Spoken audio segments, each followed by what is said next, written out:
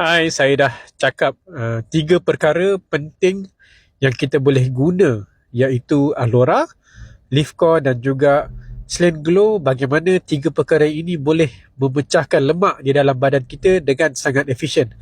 Jom kita dengar kupasan saya. Sebelum saya kupas panjang mengenai tiga perkara ini, ingin saya cerita bagaimana lemak terhasil dan disimpan di dalam badan.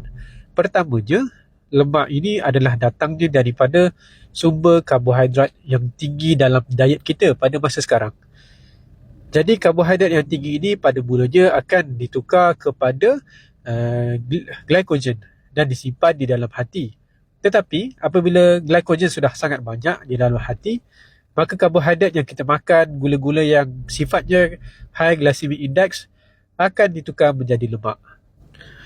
Maka lemak-lemak ini tadi, ia adalah kita panggil sebagai white fat di adipose tissue, dan lemak ini sangatlah stabil dan sukar untuk dibuang. Maka toksin yang hati tidak sempat untuk buang juga akan disimpan di dalam white fat ini. Apa yang berlaku apabila terlalu banyak white fat disimpan di dalam lapisan kulit dan juga adipose tissue yang badan fikir adalah baik untuk survival kita kalau kita guna waktu kita sejuk nanti.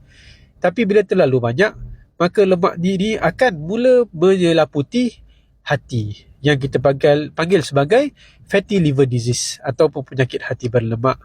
Maka ia juga akan menyeliputi jantung, menyebabkan serangan jantung, dan juga menyeliputi pankreas yang akan menyebabkan kekurangan insulin dan boleh menyebabkan masalah diabetes.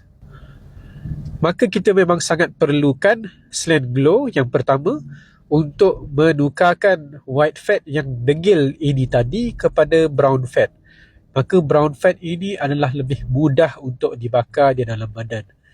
Jadi apabila lemak telah dibakar, ia perlukan transport dan dibawa secara efisien.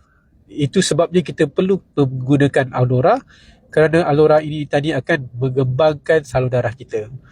Yang ketiga, barulah kita ambil Liftcore, kerana Liftcore ini ada artichoke yang boleh memberikan lebih banyak rembesan jus hempedu.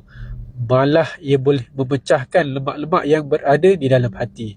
So tiga perkara ini sangat penting untuk kita bakar lemak dan juga mendapat berat badan yang lebih ideal, terutamanya selepas raya.